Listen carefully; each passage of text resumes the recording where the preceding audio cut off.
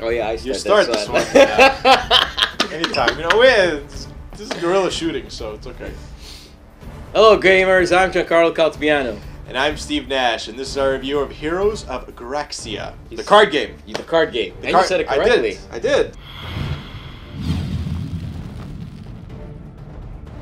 In Heroes of Graxia, players take on the role of a hero and their legion. It's a deck building game with some extra goodies. In the box you'll find 6 hero cards, each with their own special abilities. That yummy new card smell which all gamers have grown to love. 6 miniatures of each of those heroes. Spell cards, which are blue. Prestige cards, which keep track of your victory points. Wound cards, which keep track of your wounds on each of your units and hero. Monster cards, which are always fun to kill for that extra amount of victory points. Unit cards, which are allies that can help you in battle. And finally, equipment cards, which can be equipped, obviously, on any of your heroes and or units. Your goal is to get as much prestige points and victory points as possible. Here's how to set up the game. Give each player the 12 cards which are used in their starting deck. These cards have a special banner on them, so they are easily found. Next, give each player a hero card with the miniature. This card is placed face up in front of him. Shuffle all the different types of cards separately and form the playing area as shown in the rulebook.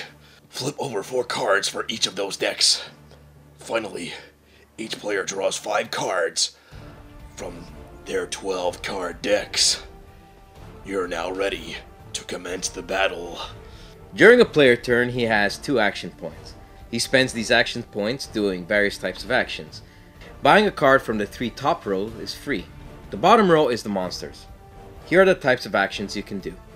You can draw a card, play a spell, heal wounds, play a card from your hand onto your hero or next to him, attach equipments and auras to his units, swap equipments between 2 units, take a card played and return to his hand, and finally, he can do an attack on a monster or on another player. Each one of those actions takes up 1 point out of your 2 points. To buy a card from one of the top 4 rows, check the cost price of that card, which is the top blue number. Then spend cards from your hand which add up to that cost in gold. All those cards and the card bought go into the discard pile. A new card is flipped from the corresponding deck.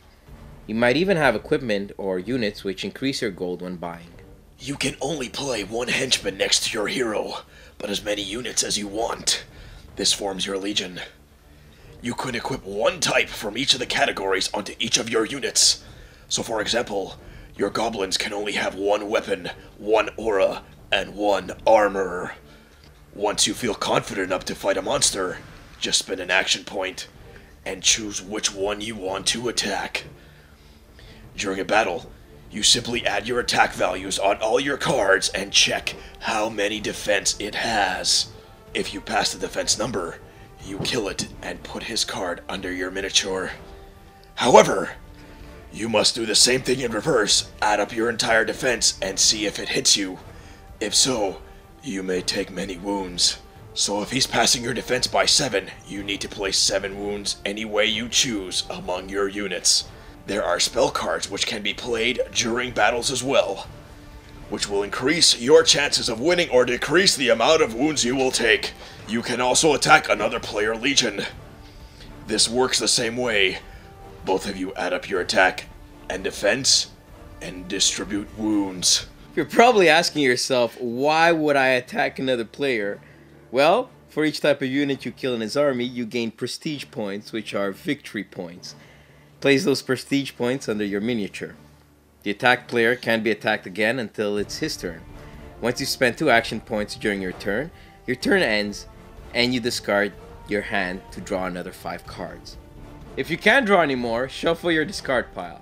Now all the cards you brought earlier will be in your hands as you draw cards. The units will have health which is shown inside the heart icon. Some equipment can also add health to your units. As you accumulate wounds, that unit might die unless you heal it. To heal, simply take 1 action to spend gold equal to the amount of wounds you want to heal. Heal? That's what I said. You want to heal? To heal, simply take one action to spend gold equal to the amount of wounds you want to heal. The game ends when there are no more monsters to kill, or when a certain amount of prestige points are acquired by one player.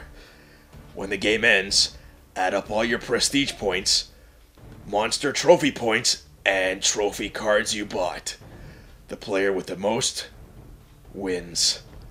The game is really fun when playing 4 players or less. Playing with more players just makes the game really long since player turns are long if they go into battle. More than 4 players just slows the pace down. There's a lot of time wasted in adding up numbers and subtracting defense from attacks, so get ready to do some basic math during the fights. The layout of the cards is really nice and the artwork is phenomenal. Just a really great job, and it's what we expected to see in a fantasy game like these. The heroes are great and well balanced. The rulebook is good, but doesn't say if the hero is a unit inside the Legion or not. According to the setup image, he's not, which will confuse you when some cards target only Legion cards, yet can be played on heroes. Nonetheless, still a great game, one of our favorites from all the deck building games out there, and we're giving it an 8.5 on 10. You should really try this one or buy it if you're into deck building games. This game is not meant for children or Jean-Claude Van Damme.